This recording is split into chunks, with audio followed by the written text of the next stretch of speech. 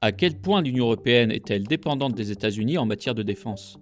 Cette dépendance s'est progressivement construite pendant la seconde moitié du XXe siècle jusqu'à aujourd'hui, alors que les États-Unis s'affirmaient comme puissance dominante de la planète, incontestée à partir de la chute de l'URSS et jusqu'à récemment. Les États-Unis se portant garant de l'ordre international, les pays européens ont progressivement réduit leur budget de défense, récoltant ainsi les dividendes de la paix, mais mettant ainsi largement leur défense dans les mains des États-Unis. Cette défense s'est notamment organisée au sein de l'OTAN, qui constitue une coalition militaire sous leadership américain. Et il faut donc comprendre que si on laisse de côté la France, relativement plus autonome, la majorité de la défense des pays de l'UE est pensée pour s'insérer dans le cadre de l'OTAN et n'a donc pas vocation à agir de manière autonome. On a donc d'abord une dépendance organisationnelle, en termes de commandement et de contrôle. C'est-à-dire que la structure permettant la prise de décision, le partage d'informations et la coordination des armées des pays membres de l'UE est en fait celle de l'OTAN, et est donc dominée par les États-Unis. Sans leur participation active, la défense européenne aurait donc bien du mal à s'organiser efficacement pour faire face à une menace extérieure.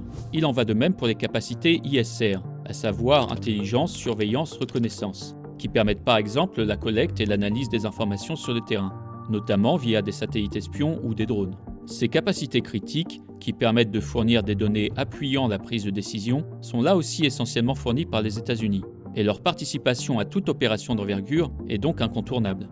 Le leadership des États-Unis au sein de l'OTAN et leurs capacités, qui forment la colonne vertébrale sur laquelle vient s'insérer la défense des pays membres de l'UE, a naturellement conduit ces pays à se tourner très largement vers du matériel militaire américain, puisque cela permet entre autres choses de faciliter une interopérabilité avec l'armée américaine.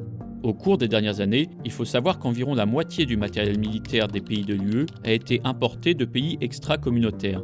Et ce matériel importé venait bien souvent, au moins pour moitié, des États-Unis, et même parfois quasi intégralement, comme pour les pays nordiques, les Pays-Bas ou encore l'Italie.